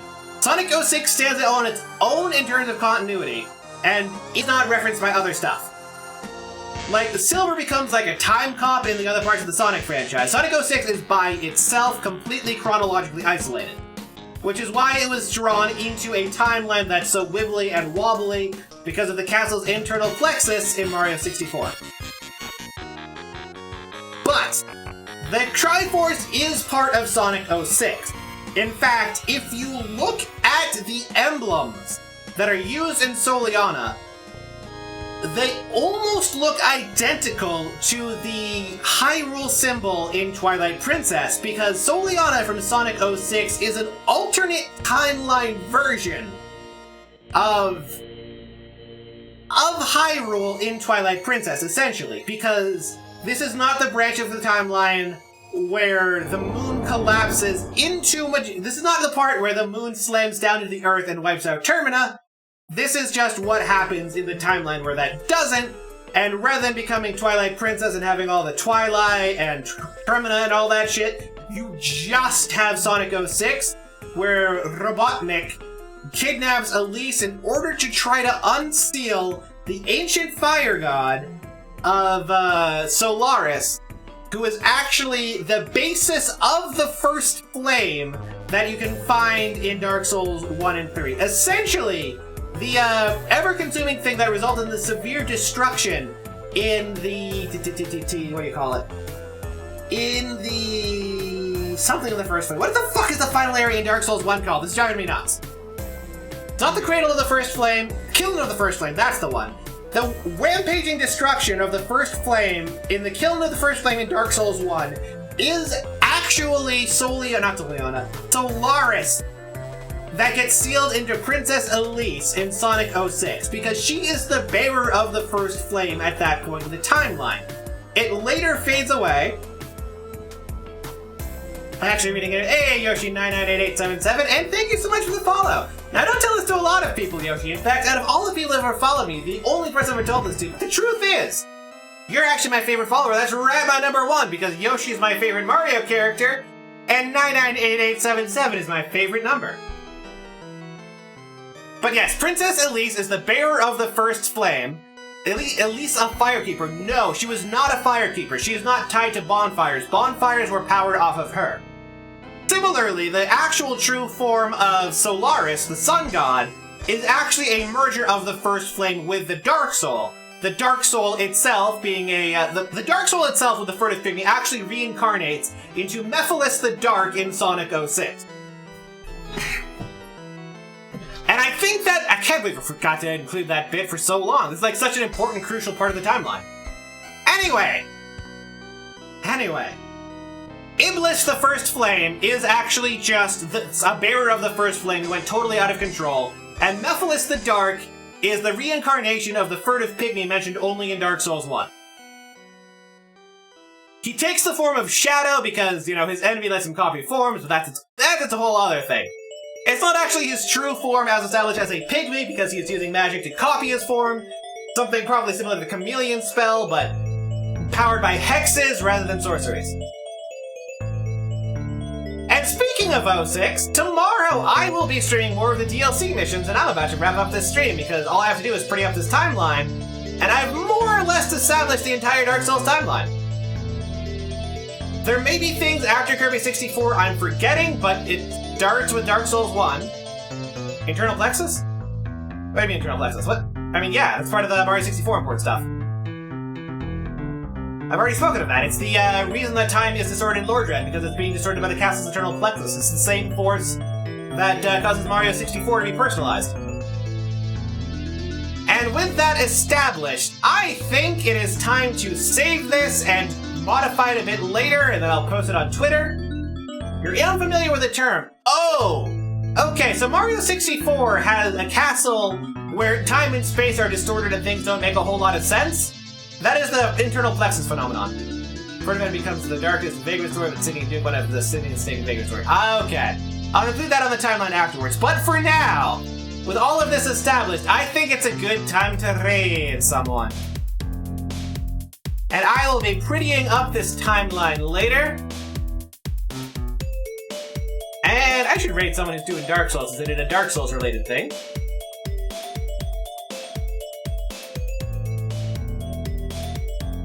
Okay. Yes, I'll be spending probably the rest of the day prettying this up and then doing some takes for the Promised Song cover as part of the subathon incentives, but this is essentially the complete Dark Souls timeline. Starts off with Switzerland and ends in Kirby 64. Who do we got live? Randon. I always random on Saturdays. I don't know if I want to. Named Paladin, Half Enlightened, Messi. You know what? Let's raid Nunky, Amberglow, since she's doing Dark Souls 3. Raid Nunky, Amberglow. With, what do we do for a raid message? We should use Melvin. Should absolutely use Melvin for this. How do we put this? What is a good thing to slap down here real quick? Streamlines 3. Referencing 3. Dark Souls 3. 3 is in the hero defeated timeline.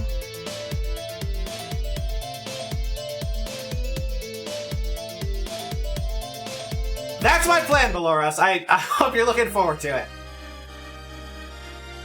Alrighty, and I'll be seeing you tomorrow with Sonic 06, where I can explain the lore of how it ties into Dark Souls.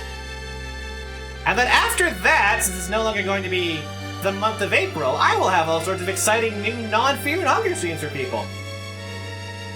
But for now, get the heck out of here, you filthy sinners!